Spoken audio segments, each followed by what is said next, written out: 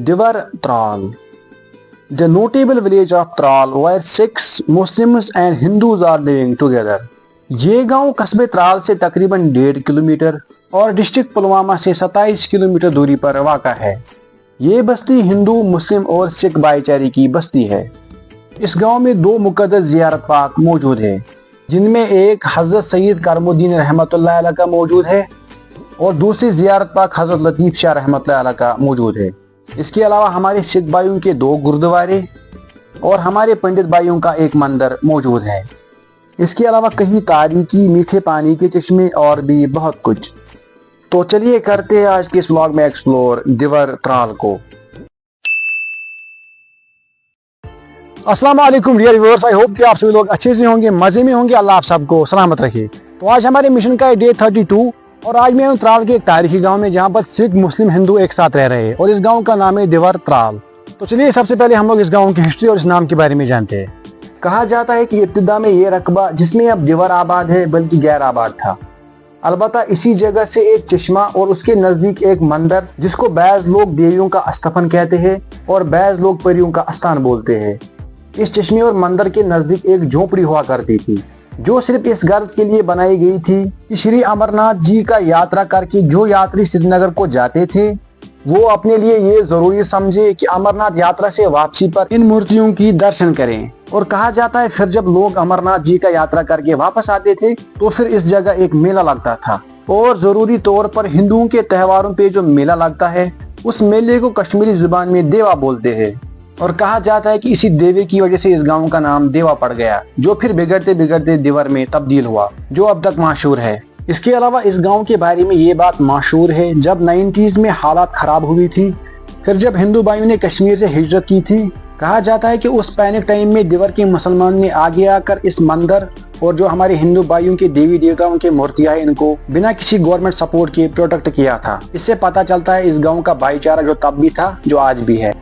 इसके बाद हम लोग बात करते हैं इस गांव का टोटल जियोग्राफिकल एरिया कितना है। इस गांव का टोटल जियोग्राफिकल एरिया है 88.6 हेक्टेयर्स। गांव के शुमाल में मंगहामा दोबीवन, मगरिब में आयरीगाम गामराज, मशरिक में छतरुगाम खासीपुरा और जुनूब में कस्बे त्राल वाक़ा है। अभी हम लोग इस गांव के महलों के नाम व तादाद जानते हैं। इस गांव के बीच में से एक नाला गुजरता है जो इस गांव को 2 हिस्सों में तकसीम करता है। एक हिस्से को अपोरपुर कहते हैं और दूसरे हिस्से को यपोरपुर कहते हैं।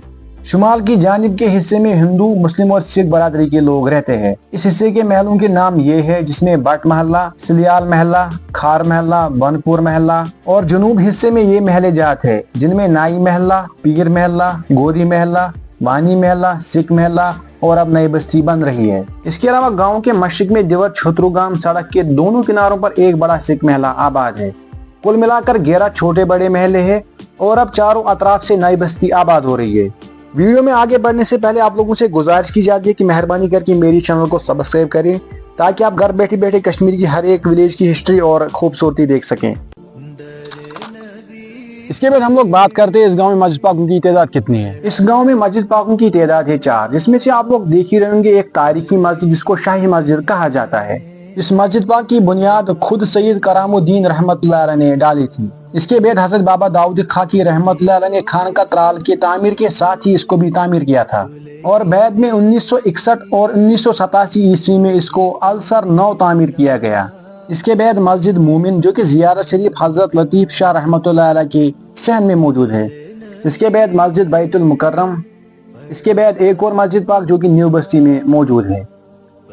मस्जिद पाकों के साथ साथ इस गांव में 2 मुकद्दस ज़ियारत पाक है, भी उनके बारे में जानते हैं। त्राल आरीपल सड़क के दाहिनी तरफ दिवर के शुमाल मगरिब में हजरत सैयद करामुद्दीन रहमतुल्लाह अलैह का आस्थान है, जिसकी तामीर 12वीं सदी हिजरी में हुई है।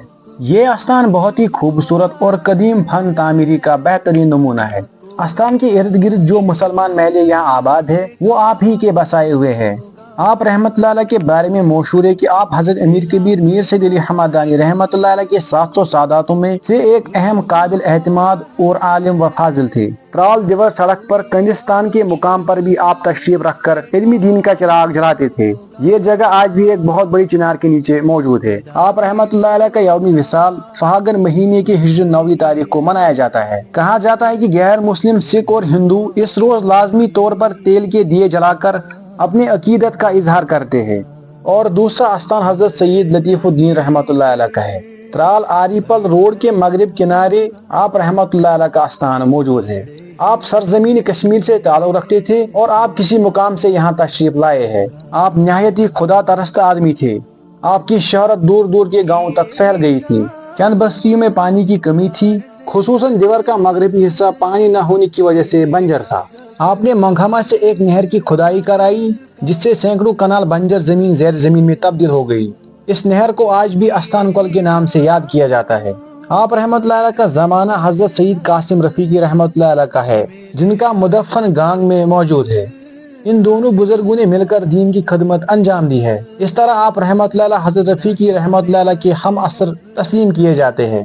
اس کے علاوہ گاؤں میں 2 درسگاہ جہاں پر قرآن کی تعلیم دی جاتی ہے۔ اس کے علاوہ اس گاؤں میں ہمارے سکھ بھائیوں کے 2 گردوارے ابھی ان کے بارے میں جانتے ہیں۔ سب سے پہلے آپ لوگ دیکھ ہی رہے ہوں گے گردوارہ چار چنار۔ اس گردوارہ کے صحن میں چنار کے 4 بڑے درخت موجود ہیں، جس وجہ سے اس گردوارے کا نام گردوارہ چار چنار پڑا ہے۔ اس کے بعد اس گاؤں کے مشرق میں دیور چھترگام سڑک کے کنارے پر ایک خوبصورت اور دلکش گردوارہ موجود ہے، جو کہ گردوارہ سنگھ سبھا کے نام سے منسوب ہے۔ اس کے علاوہ اس گاؤں میں ہمارے ہندو بھائیوں کا ایک مندر ہے، ابھی اس کے بارے میں جانتے ہیں۔ اس گاؤں میں ایک مندر موجود ہے جو گاؤں میں داخل ہوتے ہی بٹ ناگ پر موجود ہے، جس کا نام شیو مندر ہے۔ اور اس مندر کے پاس جو چشمہ بٹ ناگ موجود ہے، اس چشمے کے پاس کئی مورتیاں اور ایک بڑا شیو لنگ موجود ہے۔ اس کے بعد ہم لوگ بات کرتے ہیں اس گاؤں میں چشموں کی تعداد کتنی ہے۔ اس گاؤں میں 3 چشمے موجود ہیں، جس میں سے 2 چشمے شیو مندر کے صحن میں موجود ہے، جن کو بٹ ناگ کہا جاتا ہے۔ ان چشموں کے علاوہ ایک اور چشمہ جو کہ نہایت ہی صاف اور شفا پانی کا چشمہ ہے۔ اس چشمے کے بارے میں مقامی باشندوں کا کیا کہنا ہے، تو چلیے جانتے ہیں۔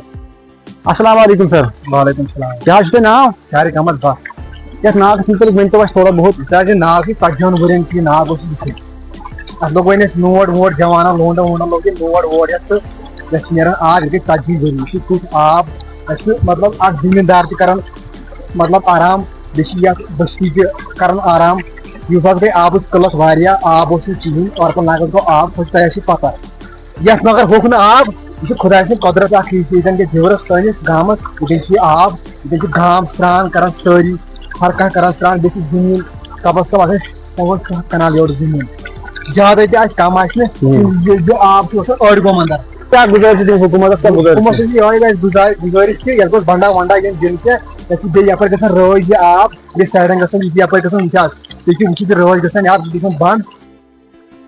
ابھی ہم لوگ اس گاؤں کے زراعت پیداوار لوگوں کے پیشے کی بات کرتے ہیں۔ زمانے قدیم سے ہی یہ بستی تجارت سے وابستہ رہ چکی ہے۔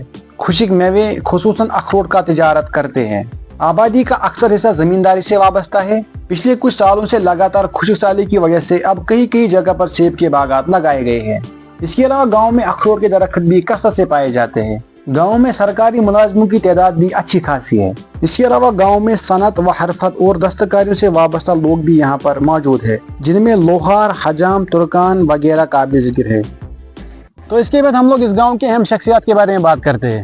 دیور کی سرزمین نے کئی اہم شخصیتوں کو جنم دیا ہے، جن میں پنڈت کلاس رام اور آنند پنڈت فارسی زبان کے ماہر، حاجی اکبر وانی قرآن Khan, doctor Brij Lal Kaul export in agriculture and horticulture, S S P Harmeet Singh, doctor Gobinder Singh, professor Mohammad Ishaq Wani, doctor Paramjit Singh, retired lecturer Rafiq Ahmad Ahangar, lecturer Bashir Ahmad Ahangar, lecturer Mudasir Ahmad Wani, Mudasir Ahmad Shah S O R T O office, journalist Khurshid Ahmad Wani, A double E Mohammad Akbar Ahangar, A double E Arafat Bashir Wani اور ریٹائرڈ ماسٹر محمد یوسف شاہ وغیرہ وغیرہ قابل ذکر ہے۔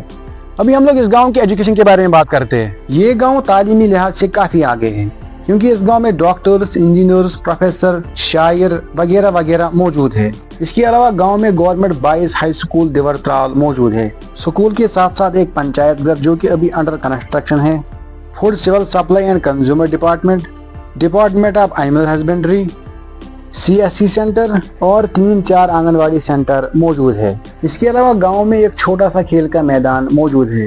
اس کے علاوہ اس گاؤں میں چنار کے درختوں کی بہتات ہے۔ یہاں ہر گلی، ہر موڑ، ہر محلے، ہر کوچے پر لگ بھگ ایک چنار موجود ہے۔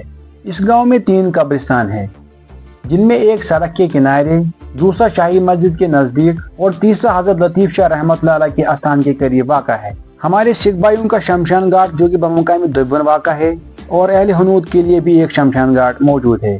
تو بس یہ تھا آج کا ولاگ. کمنٹ باکس میں ضرور بتانا کہ آپ کس گاؤں سے ولاگ دیکھ رہے ہو. انشاءاللہ ہم ہر ایک گاؤں میں آنے والے. امید کرتے ہیں کہ آپ سبھی لوگوں کو یہ ولاگ اچھا لگا ہوگا.